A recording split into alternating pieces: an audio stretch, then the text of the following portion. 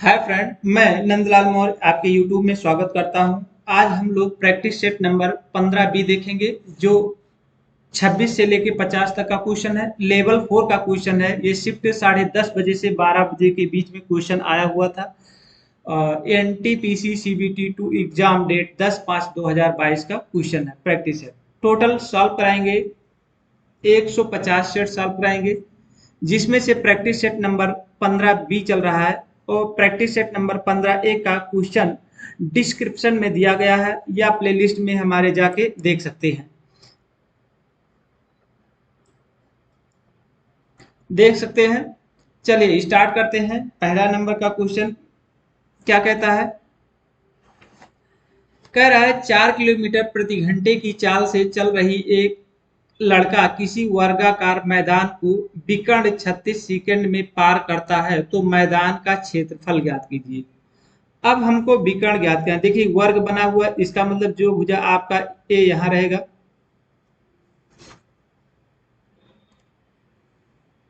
Pen नहीं दिया। यहाँ से देखेंगे, यहाँ पर अगर हम भुजा ए इसको मान लेते हैं, सभी भुजाएं आपस में बराबर हैं, तो ए भुजा ए आप। अगर हम विकर्ण निकालेंगे तो ए का स्क्वायर प्लस विकर्ण पाइथागोरस प्रमेय लगाएंगे, तो ये हो जाएगा ए अंडर रूट 2। ये हो गया। तो यहाँ पर दिया गया है वर्गाकार मैदान का विकर्ण जो है कितना है। तो आपका चाल बराबर दूरी बराबर होता है क्या? दूरी बराबर होता है चाल गुणे समय। तो चाल गुणे समय, चाल गुणे समय। तो चाल आपका दिया है 4 किलोमीटर प्रति घंटा। इसको हम मीटर पर सेकंड में डिवाइड चेंज कर लेंगे, तो 5/18, 5/18 और गुणे 36। समय आपका दिया है कितना? 36 दिया गया है। तो यहाँ लिखेंगे 36, इसको काट देंगे। 18 दूना 36, तो 4 पंचे 20 दूना 40। तो डिस्टेंस आपका दूरी आ जाएगा 40 मीटर। मीटर में हो गया। तो ये जो दूरी है ये 40 मीटर आ गया। कितना आ गया? 40 मीटर। ये आपका जो विकर्ण है आपका, वो आ गया। यहाँ से लेकर यहाँ तक की दूरी आपका कितना आ गया? 40 मीटर। अब विकर्ण की ये जो 40 मीटर है वो विकर्ण की लंबाई है। इसका मतलब ए बराबर अंडर रूट 40।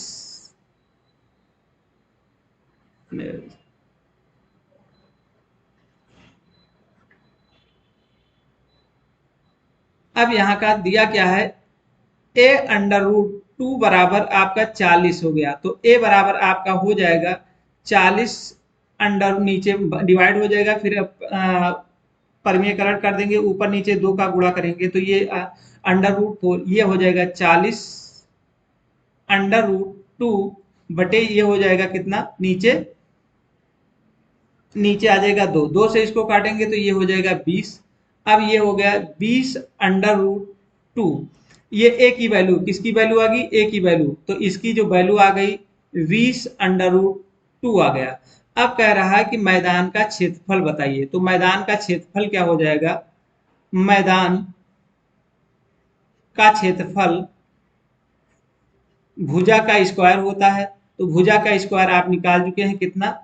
20 under root 2। तो यहाँ हो जाएगा 20 अंडर रूट 2 का होल स्क्वायर। तो यहाँ से हम लिखेंगे, वर्ग निकाल देंगे, स्क्वायर करेंगे तो ये 400 हो जाएगा, और ये आपका अंडर रूट हट जाएगा, सिर्फ 2 हो जाएगा। तो हो जाएगा 800 मीटर स्क्वायर। तो यही निकालना था हमको, क्षेत्रफल कितना होगा। तो 800 मीटर स्क्वायर ये आ गया। अब दूसरा क्वेश्चन 27 नंबर का क्वेश्चन देखेंगे। समझ में आ गया होगा। नेक्स्ट क्वेश्चन यहाँ देखिएगा। एक sphere sphere has a radius of 8 centimetre, A solid cylinder has a base radius of 4 centimetre and a height of 8 centimeter. If the total surface area of the cylinder in half the surface area of the sphere, then find the height of cylinder. Cylinder का आपका लंबाई बताना है, कितना ऊंचाई बताना है। तो यहां से हम जानते हैं क्या क्या दिया। एक गोले की त्रिज्या 8 सेंटीमीटर, ठोस गोले के आधार की त्रिज्या 4 सेंटीमीटर, ऊंचाई h सेंटीमीटर। यदि बेलन का संपूर्ण पृष्ठ क्षेत्रफल गोले के पृष्ठीय क्षेत्रफल का आधा है, तो बेलन का ऊंचाई ज्ञात कीजिए। तो यहाँ से हम निकाल सकते हैं क्या, बेलन का संपूर्ण पृष्ठ, बेलन का संपूर्ण पृष्ठ का क्षेत्रफल होता है 2 pi are, 2 pi R H और प्लस 2 पाई आर। तो आपका यहाँ देखिए ये पूरा आपका और ये आपका पूरा क्या हो जाएगा, गोले का क्षेत्रफल। तो एक ये गोला है, एक ये, तो 2 पाई आर स्क्वायर और ऊंचाई आपका ये जो हो जाएगा 2 पाई आर एच हो जाएगा। यहाँ से हम ये क्या निकाले हैं, ये निकाले हैं हम बेलन का संपूर्ण पृष्ठ का क्षेत्रफल, बेलन का संपूर्ण पृष्ठ का क्षेत्रफल। ये बेलन का संपूर्ण पृष्ठ का क्षेत्रफल, ये क्षेत्र निकल गया। इसी पे अब फिर उसमें कह रहा है, फिर गोले के वक्रीय पृष्ठ क्षेत्रफल का आधा है। इसका मतलब ये जो आपका दिया है, इसको पहले नहीं लिखते हैं, इसको बाद में लिखते हैं। जो कह रहा पहले उसको हम लिख लेंगे। फिर ये बटे बटे आपका दिया गया है गोले के पृष्ठीय क्षेत्रफल का पृष्ठीय क्षेत्रफल तो होता है 4 पाई आर स्क्वायर होता है। आर को हम बड़े में कर देंगे,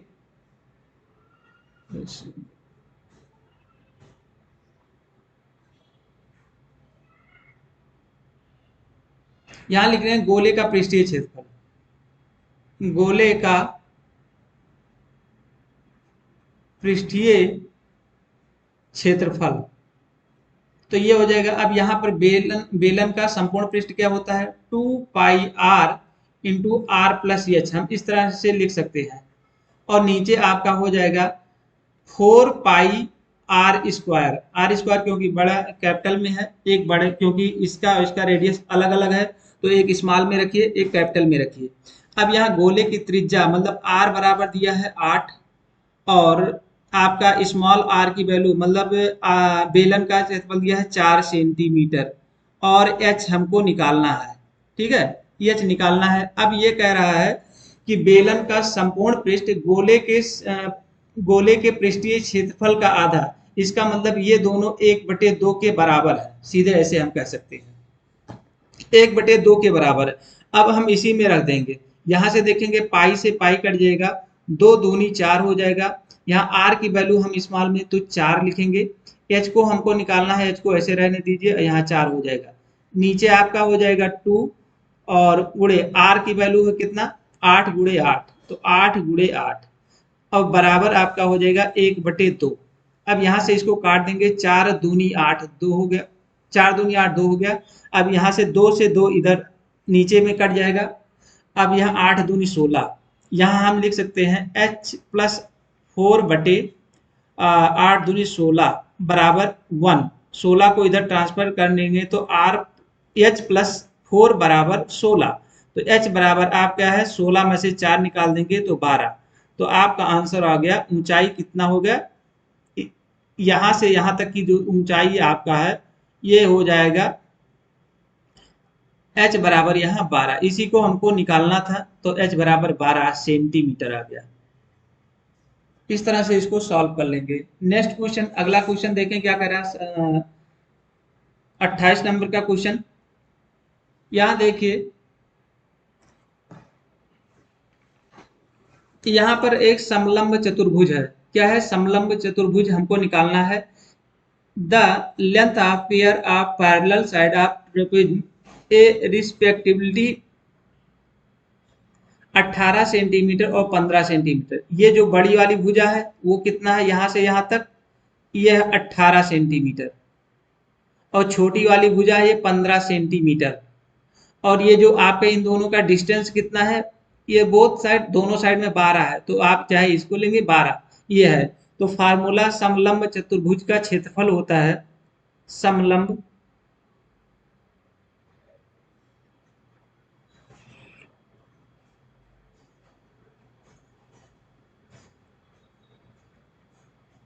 समलंब चतुर्भुज का क्षेत्रफल होता है दोनों भुजाओं का योग गुणे ऊंचाई। दोनों भुजाओं, इस भुजा और इस भुजाओं का योग और गुणे ऊंचाई होता है। तो इन दोनों का योग करेंगे और 1/2 गुणे दोनों भुजाओं का योग, ये पैरेलल साइड में जो दिया गया है, sum of parallel side, sum of parallel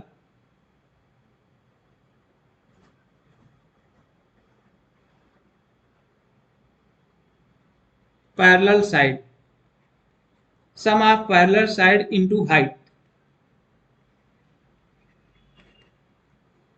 height हो जाएगा। तो यहाँ 1/2 सम कितना हो जाएगा, 15 × 12, अरे 15 × 18, तो 15 + 18 और गुणे एच कितना है 12। अब इसको काट दें, इसको काटें, ये 6 हो जाएगा और 15 और 18 को जोड़ देंगे तो 33 हो जाएगा। 33 × 6, 6 का गुणा 6 × 18, 6 × 18 = 19, तो ये 19 सेंटीमीटर स्क्वायर हो जाएगा।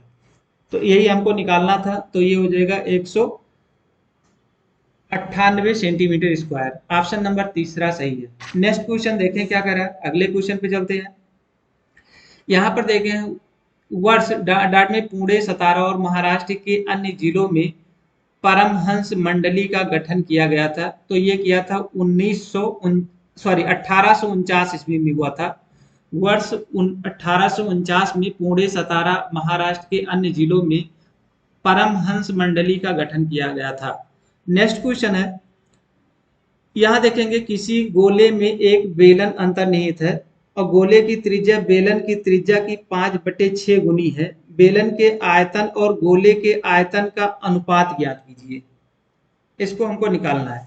तो यहाँ हमको गोले का आयतन और बेलन के आयतन, तो हम मान लेते हैं ये आपका जो दिया गया है, ये पूरा यहाँ से देखिए, ये आपके यहाँ से लेकर अगर यहाँ से देखा जाए तो पूरी ये जो डिस्टेंस है, गोले की त्रिज्या, मतलब गोले की त्रिज्या को r मान लेते हैं, गोले की त्रिज्या को r मानते हैं और बेलन की त्रिज्या को हम मान लेते हैं इस कैपिटल R, बराबर ये 5/6 दिया है। तो r की वैल्यू 5 है। तो यहाँ से अगर हम सेंटर रखेंगे, यहाँ सेंटर रखेंगे तो ये आपका त्रिज्या है। यहाँ से यहाँ तक की दूरी क्या है, यहाँ से यहाँ तक की दूरी क्या है, त्रिज्या है। तो यहाँ अगर ये 5 है तो ये भी 5 हो गया। ठीक, अब आपका ये आपका ये रेडियस पूछा, तो ये आपका कितना है, सिलेंडर, सिलेंडर की त्रिज्या कितना है, 6 है। अब हमको फार्मूला क्या होता है, हमको कह रहा है बेलन के आयतन और गोले का आयतन बताइए। तो बेलन का आयतन πr² होता है और गोले का आयतन 4/3 πr³ होता है। अब हम इसको सॉल्व कर लेंगे। यहाँ देखेंगे पाई से पाई काट देंगे और 3 को ऊपर ले जाएंगे तो 3r² × h और बटे 4r³। अब हम इसको सॉल्व करेंगे। r की वैल्यू कितना है, देखिए यहाँ r की वैल्यू कितनी है, किसी गोले की 5 है। बेलन का हमको निकालना, हमको इसकी वैल्यू निकालना। तो देखिए यहाँ ये दिया है और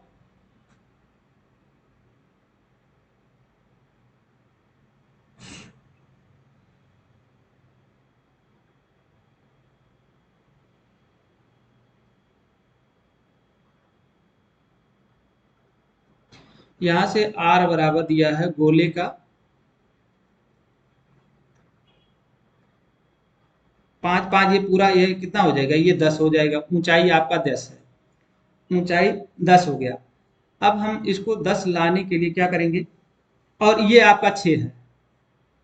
ये यहाँ से यहाँ तक की दूरी कितने हैं, सिलेंडर, सिलेंडर की जो त्रिज्या आपको, गोले की त्रिज्या बेलन की त्रिज्या की 5/6 गुनी है। तो बेलन का आयतन ज्ञात कीजिए। ये 5 है, ये 5 है, तो ये आपका 6 है।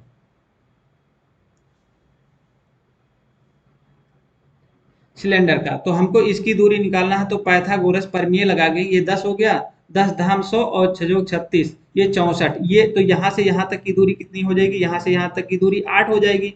और हमको सिलेंडर की त्रिज्या यहाँ से अब कितना हो जाएगा, आधा, 4 हो गया। त्रिज्या कितना हो जाएगा इसका, सिलेंडर का त्रिज्या जो हो जाएगा वो r हो जाएगा इसका। तो हम यहाँ आप लिखेंगे r की वैल्यू कितना है, 4। तो 3 × 4 × 4 और ऊंचाई आपका कितना दिया है, ऊंचाई आपकी 6 है। ये आपका सिलेंडर आपका 6, ये आपका ये 6 है। एक मिनट, यहाँ थोड़ा मिस्टेक हो गया है।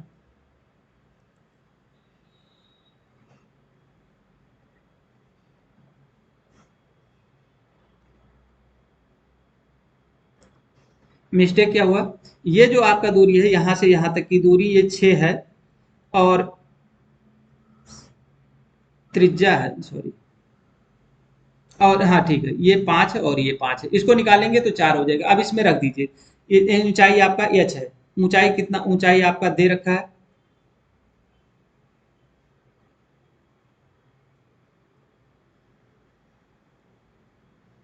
पीछे हो जाएगा, सॉरी, ऊंचाई आपका त्रिज्या 5 5 10 हो जाएगा, ये 6 ऊंचाई, सॉरी ये उल्टा हो गया है।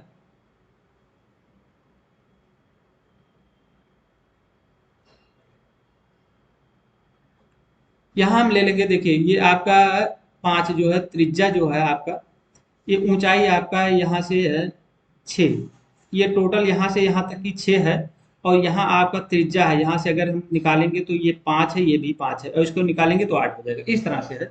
सॉरी इसके लिए। अब यहाँ से देखिए, अब ये ऊंचाई आपका यह दिया है, अब आर 4 गुड़े ये आपका 4 निकल, क्या निकला, आर, आर की वैल्यू दे रखी 6, आर की वैल्यू कितना, आर ये देखिए, सॉरी ये 5 है, आर की वैल्यू कितना, 5 गुड़े 5 गुड़े 5। अब इसको काट देंगे, 4 से 4 कट जाएगा। अब इसको कर देंगे, 4 3 12 6 72, और नीचे हो जाएगा 125। आपका रेशियो कितना है, 72:125। समय ज्यादा लग गया, इस तरह से इसको निकाल सकते हैं। यहाँ थोड़ा मिस्टेक हो गया। नीचे अगला क्वेश्चन पे चलते हैं, तो ऑप्शन नंबर आपका तीसरा सही है। नेक्स्ट क्वेश्चन, संयुक्त राष्ट्र के आर्थिक और सामाजिक मामलों के विभाग के आंकड़ों के अनुसार डाट डाट 2020 के अंत तक दुनिया में सबसे बड़ा डिस्पोर्न था इंडिया। ऑप्शन नंबर आपका पहला सही है, डिस्पोर्न था। नेक्स्ट क्वेश्चन है, दिए गए विकल्पों में से कौन सा यह लगभग निकटतम मान है जो निम्नलिखित समीकरण में प्रश्न चिन्ह के स्थान पर होगा। देखो इसको सॉल्व करने का बहुत सिंपल तरीका है। आप क्या करिए, ये देखिए 6, इसको 6 मान लीजिए, क्योंकि इसके आगे 0.5 है तो हम 6 मान के लिखेंगे। इसको मान लीजिए, देखिए 15.95 है तो इसको हम 16 लिख सकते हैं, 16 लिख लीजिए। और ये भाग दिया है तो भाग लगा लीजिए। यहाँ देखिए 3.95 दिया है तो इसको सीधे हम 4 बना सकते हैं। और इसको क्या है, फिर 3.99 दिया है तो इसको हम मान सकते हैं 3। और यहाँ देखिए ये 7 से आप 50 से कम है, मतलब 7.50 से कम है, तो हम सीधे हम सिर्फ लिखेंगे कितना, 7, तो गुणे 7 लिख देंगे। अब इसी को हमको सॉल्व कर लेंगे, तो ये हो जाएगा, 4 से काटेंगे, 4 चौक 16 हो गया, तो 6 माइनस 4 और प्लस 7 त्रिक 21, तो ये हो जाएगा -4 और प्लस ये हो जाएगा 27, और 27 में से 4 निकाल देंगे तो हो जाएगा 23। तो सीधे सीधे आपका आंसर हो गया 23। तो ये कह रहा है निकटतम मान याद कीजिए, कह रहा है निकटतम मान, तो निकटतम मान में ये देखना है 0.95 जो दिया है, 0.99 दिया है, तो इसको हम क्या लिख सकते हैं, इसको सीधे 3 लिख लो, इसको लिख लो 4, इसको लिख लो 16, निकटतम मान में कर लीजिए, उसके बाद में सॉल्व कर लीजिए, आपका आंसर आ जाएगा 23। ज्यादा दिमाग लगाने की जरूरत नहीं है। नेक्स्ट क्वेश्चन है, यहाँ दी गई संख्या k से 10 कम, दी गई संख्या k से 10 अधिक, दी गई संख्या k से 38 निरंतर अनुपात में है, तो दी गई संख्या k का मान ज्ञात कीजिए। तो यहाँ पर आपका दिया गया है कंटिन्यूअस प्रॉपर्टी, मतलब लगातार दिया, तो इस तरह से हम क्या मान सकते हैं, 10 से कम है तो एक 10 माइनस के मानिए, एक 10 प्लस के मान, के प्लस 10 मानिए, और एक के प्लस 38 मान, इस तरह से मान लेंगे। अब इसको कैसे सॉल्व करेंगे, तृतीय अनुपाती का सूत्र लगाएंगे, तृतीय चतुर्थानुपाती, सॉरी ये चतुर्थानुपाती, 'अनुपाती'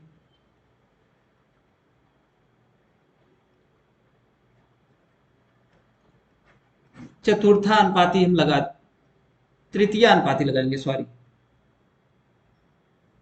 यहाँ पर तृतीय अनुपाती लगाएंगे। तो तृतीय अनुपाती लगाएंगे तो यहाँ हो जाएगा 10 माइनस के और बट्टे के प्लस 10 बराबर के प्लस 10 बटे के प्लस 38। इस तरह से अब यहाँ मान रख दीजिए, सीधे सीधे मान रखेंगे, एक एक करके चेक करिए, दोनों तरफ बराबर आना चाहिए, हल करने पे बराबर। तो मान लीजिए ये आंसर दिया गया 60 हम रखते हैं, आप 40 भी रखिए, 70 रखिए, 50 रखिए, फटाफट आप कर सकते हैं। तो 60 रखते हैं, 10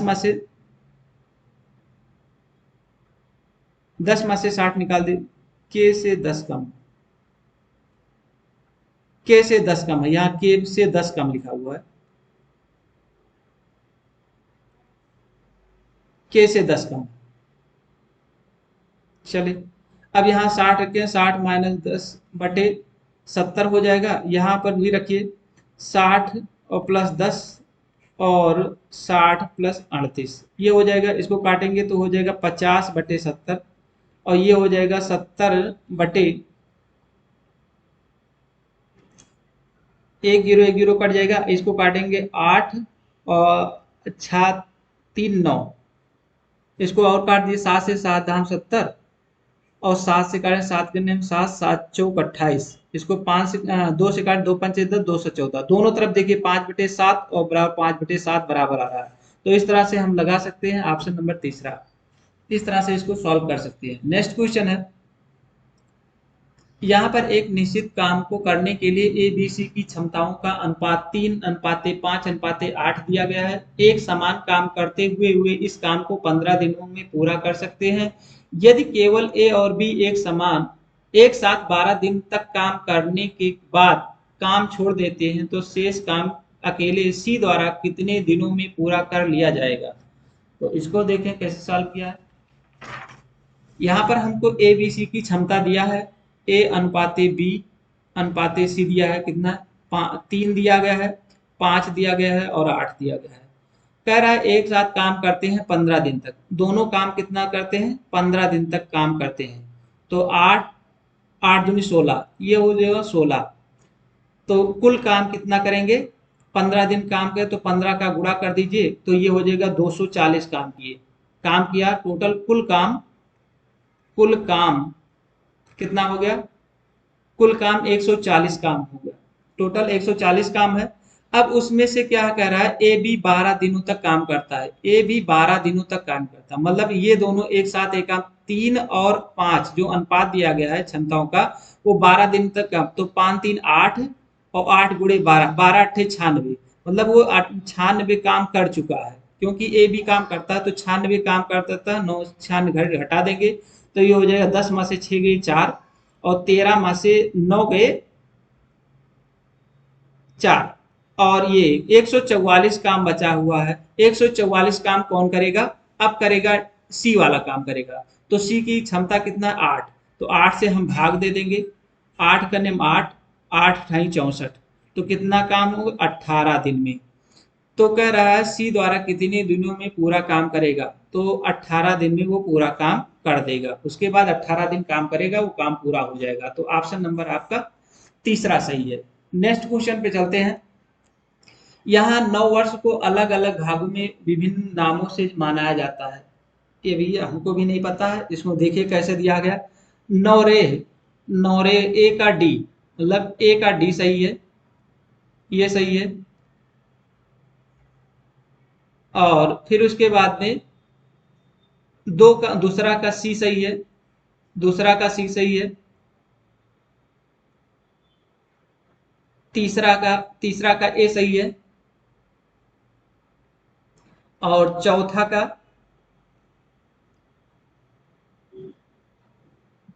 का सही है उड़िया। देखिए अब नवरेह कहाँ होता है, ये होता है कश्मीरी हिंदू 9 वर्ष मनाता है। उग उगदी उगादि उगादि क्या करता है, तेलुगु 9 वर्ष मनाया जाता है। विश्व मनाता है मलयाली 9 वर्ष मनाता है, और पाना संक्रांति मनाता है उड़िया 9 वर्ष। तो इस तरह से ये आपका ऑप्शन नंबर चौथा सही है, हमको ये नहीं जानकारी नहीं था, इसको देख सकते हैं आप लोग। नेक्स्ट क्वेश्चन है, यहाँ 10 और 22 के बीच में सभी अभाज्य संख्याओं का माध्य निकालना है। तो निकालते हैं। तो 10 के बीच में क्या आएगा? 10, 11, 13, 17 और 19 और 22। अब इन दोनों इसके बीच में यही इतना अभाज्य संख्या है। अभाज्य संख्या है तो इन दोनों को जोड़ दीजिए। तो हो गया 7, 3, 10 और 2, 1, 3, 30। उसको आधा कर दीजिए तो हो जाएगा 15। तो माध्य कितना हो जाएगा? 15। ऑप्शन नंबर आपका तीसरा सही है। नेक्स्ट क्वेश्चन लिखा है यदि पी क्यू का अर्थ है पी क्यू की पुत्री है। पी जो है क्यू की ये पुत्री है और इसका पी और क्यू का अर्थ है पी क्यू की बहन है, ये बहन है। तो निम्न में से कौन सा व्यंजक का अर्थ वाई जेड की माँ है? वाई जो है वाई जेड की ये माँ है। तो देखते हैं यहां से वाई जेड की माँ कैसे हो जाएगी? ये बहन हो गई, ये पुत्री हो गई, सॉरी ये पुत्र है, ये पुत्र है। तो निम्नलिखित में से व्यंजक माँ कौन है? अब यहां से हम देखेंगे, देखो जेड वाई की, ये आपका निशान क्या बता रहा है? ये निशान बता रहा है, मतलब ये इसकी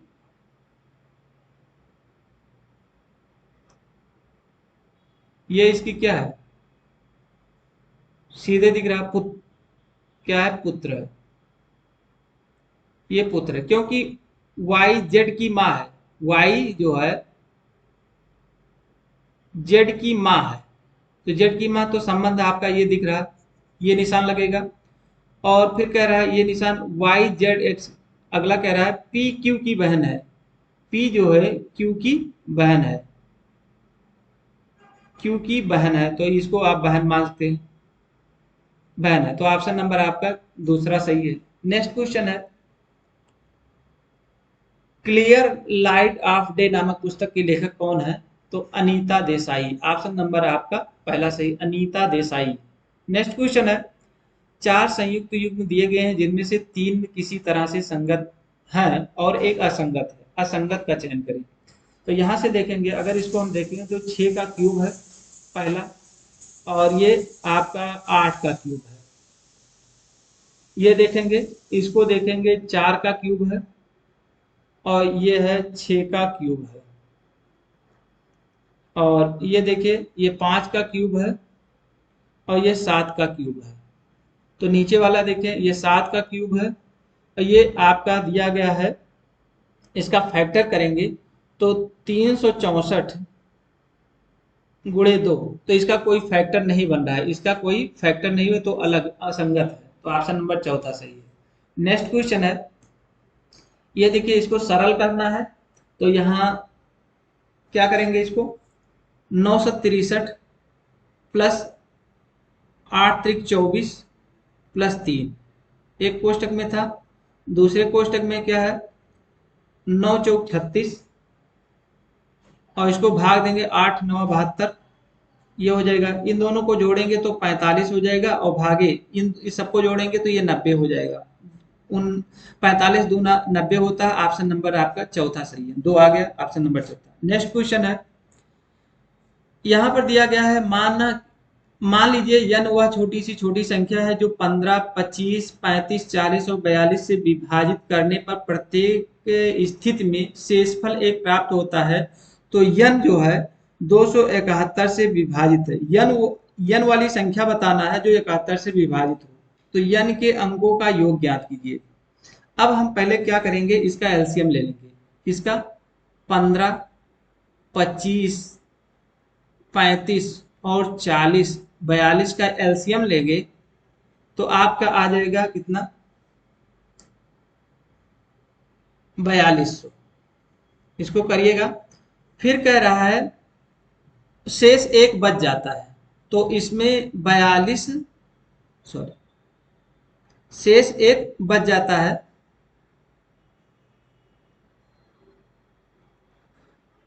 तो 42 के प्लस 1 ऐसे कुछ होगा। और कितने से डिविजिबल होना चाहिए, 271 से। तो इस तरह से तो हमको पता नहीं चलेगा कितने से डिवाइड होगा, तो हम क्या करते हैं पहले 42 को हम डिवाइड कर देंगे, तो शेष बचेगा उसको हम सिर्फ रखेंगे।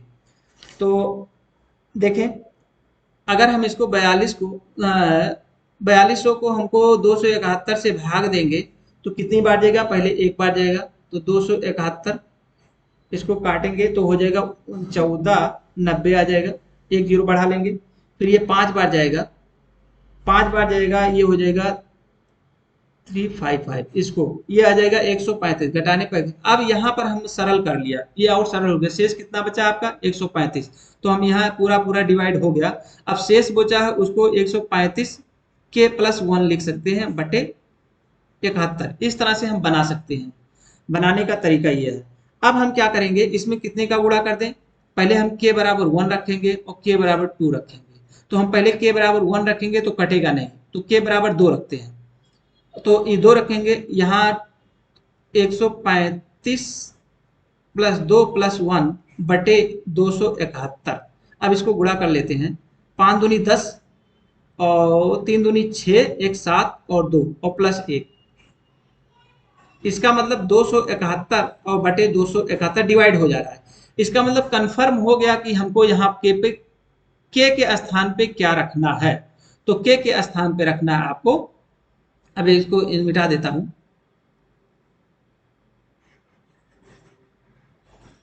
ये समझाने के लिए इधर किया था, यहां मालूम हो गया के स्थान पे हमको क्या रखना है। सरल करने का तरीका यही है। अब हम क्या करेंगे, इसको के स्थान पर इसको भी मिटाएंगे ना, अच्छा चलो कोई बात नहीं, यहाँ लिखेंगे तो 42 और गुणे 2 प्लस 1 बटे 271, इसको क्या 8401 प्लस ये हो जाएगा बटे 271, ये मतलब पूरा आप कट जाएगा। तो कह रहा है तो के का मान क्या होगा, तो ये आ गया, जो आया है वो यन का मान, सॉरी ये क्या है, यन का मान है, इसका मतलब 271 से ये कट जाएगा, 271, तो यन का मान कितना है 8401। तो इसमें कह रहा है यन के अंकों का योग बताइए, तो हम जोड़ लीजिए 8 प्लस 4 प्लस 0 प्लस 1, इसको जोड़ेंगे तो हो जाएगा 8 4 12 1 13, आंसर आपका आ जाएगा पहला। नेक्स्ट क्वेश्चन है, यहाँ है अलग अलग लंबाई वाले 5 बच्चे के एल ओ एम एन के एक समूह में के सबसे लंबा है, तो के को सबसे ऊपर कर दीजिए, जबकि यल सबसे छोटा है, यल को सबसे नीचे कर दीजिए। फिर कह रहा है ओ उस समूह का दूसरा सबसे छोटा है, उस समूह का दूसरा ओ को यहाँ कर दीजिए।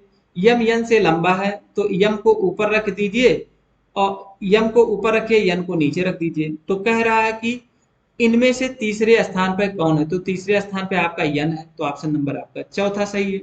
नेक्स्ट क्वेश्चन है, यहाँ पर क्या है, मल मल्पी भी मल्पी घियन नलिका की विशेषताएं क्या है, कार्डेटा, एनिलिडा,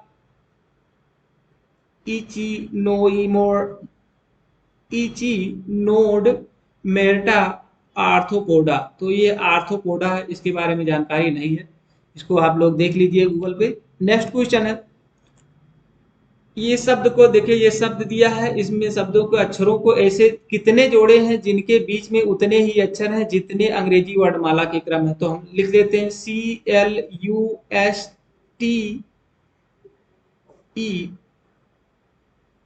यहाँ पर यस भी है, यहाँ यस भूल गया लिखना, यस भी है, ठीक है। अब इसको हम बनाते हैं, कैसे बनाएंगे, पहले इसको नंबर लिख लेते हैं, ये 3 है, ये 12 स्थान पे है, ये 21वां स्थान है, इसका 19वां स्थान है, इसका 20वां स्थान है, इसका 5वां स्थान है, इसका सॉरी यहाँ आर भूल,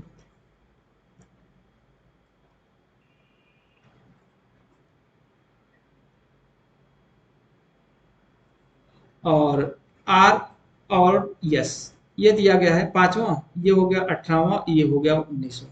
अब देखते हैं अल्फा क्रम में कौन कौन हो सकता है, तो देखें यस के बाद टी आता है, ये आ गया, यस के बाद टी पहला हो गया।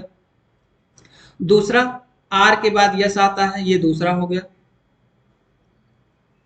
तीसरा 18 19 20, तो 18 से 20 की तरफ जाते हैं, तो ये हो गया तीसरा। अब 3 ही बनेगा तो टोटल कितने हैं 3। इस तरह से इसको हम लिख सकते हैं। नेक्स्ट क्वेश्चन है, यहाँ देखिए A B C D J के एल एम एक वर्गाकार मेज के चारों ओर मेज के केंद्र की ओर मुख करके बैठे हैं। उनमें से 4 इसके कोने पर बैठे हैं, जबकि अन्य 4 एक एक भुजा के ठीक मध्य में बैठे हैं। तो डी मेज के किसी एक कोने पर बैठा है, डी और सी के बीच केवल एक व्यक्ति बैठा है, सी और बी के बीच केवल 3 व्यक्ति बैठा है, यम बी के बाईं ओर दूसरे स्थान पर बैठा है, के एम के बाईं ओर ठीक बगल में बैठा है, ए बी के ठीक बगल में नहीं बैठा है, ए और एल के बीच में केवल 3 व्यक्ति बैठे हैं, जे के दाईं ओर ठीक बगल में कौन बैठा है। तो पहले हम एक वर्गाकार बना लेते हैं। वर्गाकार बना लिया। अब हम इसको बैठा देते हैं। बैठा दे, एक यहाँ बैठा हुआ है, एक यहाँ बैठा हुआ है, एक यहाँ बैठा हुआ है, एक यहाँ बैठा हुआ है, और एक यहाँ बैठा है, एक यहाँ बैठा है, एक यहाँ और एक यहाँ। तो कुल इतने लोग बैठे हैं, 8 लोग बैठे हुए हैं। अब देखो अरेंजमेंट कैसे करेंगे। कह रहा है डी मेज के किसी एक कोने पर बैठा है, तो हम मान लेते हैं किसी एक कोने पर बैठा देते हैं इसको। इसको मान लेते हैं हम डी को यहाँ बैठा देते हैं, कहीं भी बैठाइए, डी यहाँ बैठा देते हैं। डी और सी के बीच केवल एक व्यक्ति, डी और सी के बीच केवल एक व्यक्ति बैठा है, डी और सी के बीच में। तो डी अगर यहाँ है तो सी या तो यहाँ हो सकता है और या तो सी यहाँ हो सकता है, बीच में एक व्यक्ति बैठा। कोई अब कंफर्म नहीं है सी यहाँ बैठा है कि यहाँ, तो ऐसे रहने दो। फिर कह रहा है सी और बी के बीच केवल 3 व्यक्ति बैठे हैं। सी और बी के बीच में, सी और बी के बीच में, सी और बी के बीच में केवल 3 व्यक्ति बैठे। सी और बी के बीच में 3 व्यक्ति बैठे, 1 2 3 लोग बैठे हैं। तो अगर हम यहां से गिनते हैं तो 1 2 3, इसका मतलब यहां पर बी होगा। ठीक है, यहां पर बी होगा। यहां से गिनते हैं सी के बीच में 3, तो 1 2 3, तो यहां पर बी। दोनों तरफ से बी बराबर आ रहा है, तो मान बी यहीं पर ही होगा। इसका मतलब कंफर्म हो गया सी यहां ही रहेगा। सी अब यहां नहीं रहेगा, सी आपका यहीं पर रहेगा। ठीक, अब आगे बढ़ो। ये हो गया। फिर कह रहा है यम जो है बी के दाईं ओर दूसरे स्थान पर बैठा है। तो बी के दाईं ओर, तो बी के दाईं ओर जाते हैं दूसरे स्थान पर, इसका मतलब यम यहां पर बैठा हुआ है। आगे बढ़ते हैं, के यम के बाईं ओर ठीक बगल में बैठा है। के जो है यम के बाईं ओर, यम के बाईं ओर मतलब के यहां पर बैठा हुआ है। आगे ए बी के ठीक बगल में नहीं बैठा है। ए जो है बी के बगल में नहीं बैठा है, तो यहाँ पर बी नहीं बैठा हुआ है। तो बी कहाँ बैठा है, यहाँ पर बैठा है। बी इसके बगल में नहीं बैठा है, तो यहाँ पर बैठा हुआ है। या तो डी, ए जो है बी के बगल में नहीं है, बी के बगल में नहीं बैठा, या तो यहाँ बैठा है या तो यहाँ बैठा है।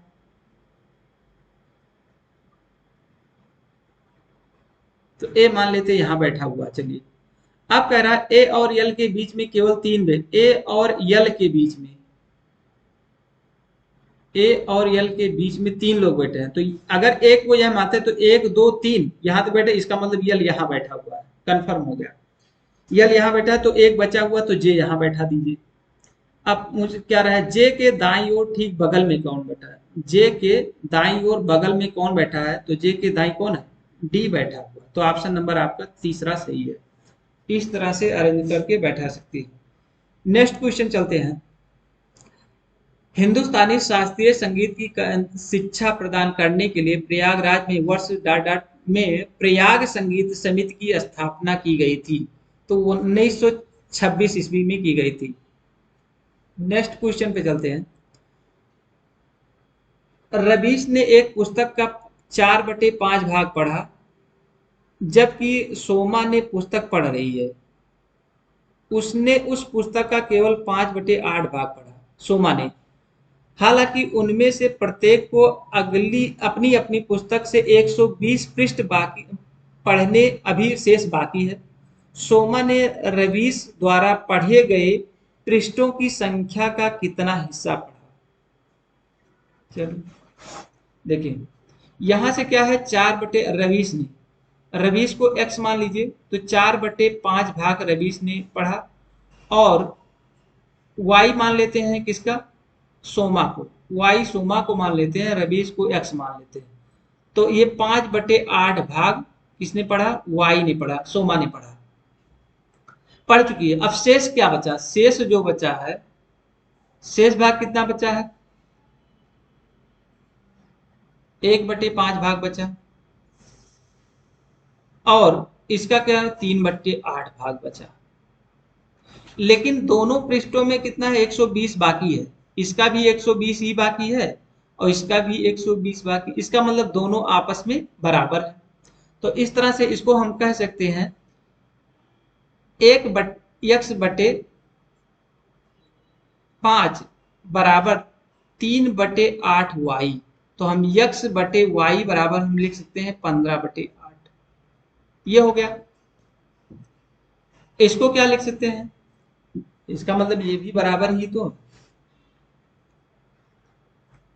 एक्स वाई का जो अनुपात दिया है, अगर हम इसको देखें तो इसको अनुपात में है, मतलब ये दोनों पढ़ रहे हैं, दोनों आपस में ये भी बराबर है। तो इसको भी लिख सकते हैं कितना? 5/8y और बटे 4/5y, अरे 5x। तो इसको लिखते हैं 25, ऊपर जाएगा 25/8,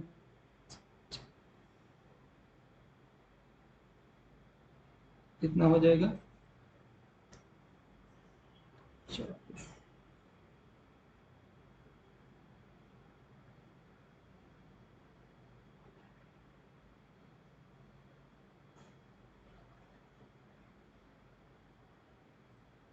5×5 = 8 × 32, 32 हो जाएगा। ये हो जाएगा y/x। अब हम निकाल चुके हैं x/y, या पलट देंगे तो y/x, तो 25/32 गुणे 8/15, 8×4 = 32, 5×3 = 15, 5×25, इसलिए 5/12 ये आ गया। तो सोमा ने रवीश द्वारा पढ़े गए पृष्ठों की संख्या कितना हिस्सा पढ़ा? तो ये पढ़ा कितना? 5/12 हिस्सा पढ़ा। ऑप्शन नंबर आपका तीसरा सही है। नेक्स्ट क्वेश्चन, इसको अनुपात में ले लेंगे। नेक्स्ट क्वेश्चन है,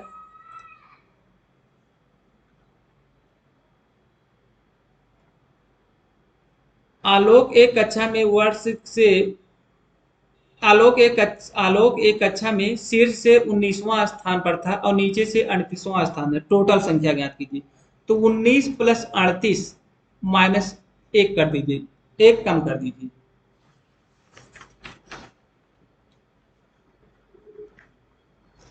तो ये कितना हो जाएगा? 8 2 16 1 17 और ये 5 -1, ये हो जाएगा 56। टोटल कितने? 56। तो कक्षा में विद्यार्थियों की संख्या 56। ऑप्शन नंबर आपका पहला सही। इस तरह से 49 तक का क्वेश्चन समाप्त हुआ। अगला वीडियो लाएंगे 50 से लेकर 75 तक का क्वेश्चन रहेगा। ये प्रैक्टिस सेट नंबर 15C अगला सॉल्व कराएंगे, उसको देखिएगा। वीडियो पसंद आए तो लाइक शेयर सब्सक्राइब जरूर करिएगा। धन्यवाद। Thank you all of.